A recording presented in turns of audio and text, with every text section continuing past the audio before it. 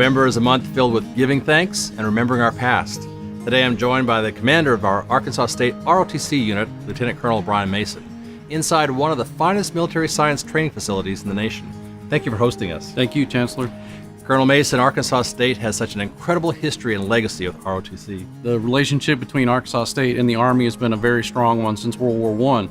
And that's when the college's first president, V.C. Case, established the Student Army Training Corps. That first class of cadets graduated just in time to serve in yet another world war. After the war, Case understood the relationship's importance to both national security and the livelihood of this school. In 1936, the ROTC unit was established here permanently. It's remarkable how many A-State alumni have served with distinction in the military. Chancellor, just when I think we've heard all the great stories of service of the A-State ROTC alumni, someone brings up another name, like Watson Bell, one of this year's distinguished alumni. There's so many amazing people who've walked through these halls. Not many know that the library is named after Dean B. Ellis. He was a World War I pilot and an instructor of mathematics here. He was also a key figure in both establishing the ROTC program and also in the flight training program on the campus for the Army Air Corps at the start of World War II. And of course, our indoor firing range is named after Ken Sizzler, Medal of Honor recipient in Vietnam. And so far, we've commissioned nearly 2,000 since we began in 1936.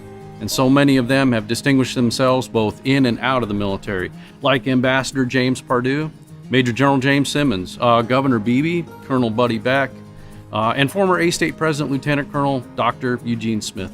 From all those legendary individuals, your alumni board selects inductees into the Hall of Heroes. Tell us a little bit more about that program. Right. Since its inception in 1996, we've inducted 82 of our ROTC alumni into the Hall of Heroes, and it's genuinely a humbling experience each time I walk into that room. This year, we're honored to induct 4 more of our distinguished ROTC alumni. We've got Reverend Ken Stallings, Lieutenant Colonel Malcolm Reese, Lieutenant Colonel Presley Orsburn, and Colonel Robert English III. And since we expect quite a few people, and because we want to be closer to the stadium for the tailgate celebration, we're going to have the 2018 Hall of Heroes induction ceremony at the Cooper Alumni Center. And that'll be on November 17th at 10 a.m. And I invite all of you to come join me and our cadets in honoring those heroes. Thank you, Colonel Mason, for joining us today, and thank you for your service to our country. I'm so grateful for what your young men and women do to protect us in our time of need. Whenever things get really bad, we can count on you guys being there. So thank you so much. It's our pleasure. Thank you. And speaking of being thankful, I'm really looking forward to seeing you and your cadets at this year's very special Veterans Day events. Each year, the city and county host the annual Veterans Day Parade, which will be on Saturday, November 10th in downtown. This year will be the 100th anniversary of the Armistice Day. Students, faculty, and staff and community members will join together for another ceremony. The ceremony begins at 10 a.m. on Sunday morning at the A-State Amphitheater. Together we will hear the Dean B. Ellis Library bells chime at 11 a.m. Speaking of remembrance, last month we gathered with members of the Watson family and many of his dear friends to celebrate the memorial gift Mike Watson left to Arkansas State. In dedicating the tailgating area as Mike Watson Park, our athletics department saluted half of his bequest, which will support the North End Zone project. I'm particularly excited about the other half, over $800,000, which will establish the Mike Watson Lecture Series within the Neil Griffin College of Business.